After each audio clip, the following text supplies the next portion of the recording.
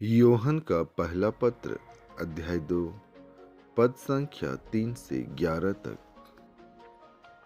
यदि हम उनकी आज्ञाओं का पालन करेंगे तो उससे हमें पता चलेगा कि हम उन्हें जानते हैं।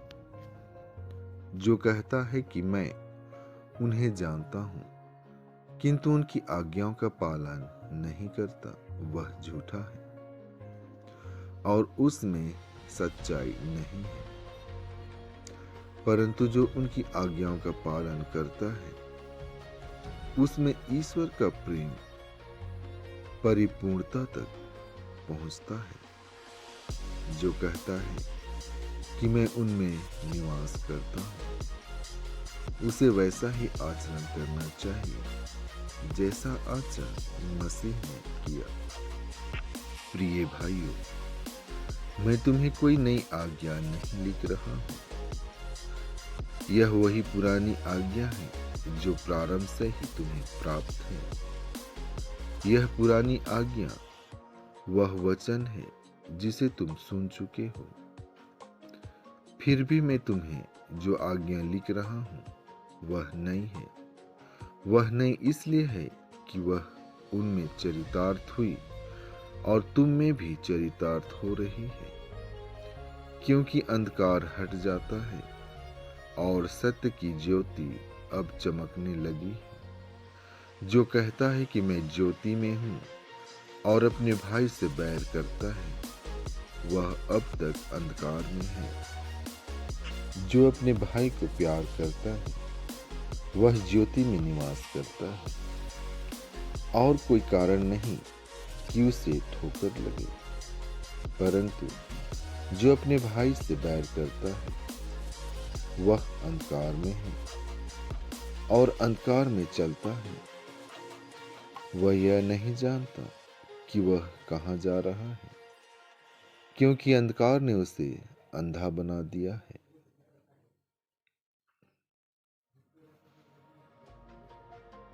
संत लूकस आज का पवित्र सुसमाचार अध्याय 2 पद संख्या 22 से 35 तक। जब मूसा की संहिता के अनुसार शुद्धिकरण का दिन आया तो वे बालक को प्रभु को अर्पित करने के लिए यरूशलेम ले गए। जैसा कि प्रभु की संहिता में लिखा है, हर पहलौठा बेटा प्रभु को अर्पित किया जाए।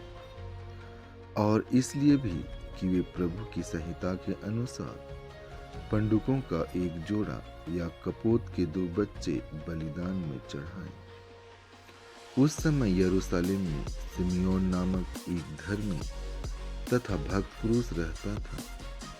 वह इस्राएल की सांत्वना की प्रतीक्षा में था और पवित्र आत्मा उस पर छाया रहता था। उसे पवित्र आत्मा से यह सूचना मिली थी कि वह प्रभु मसीह को देखे बिना नहीं मरेगा।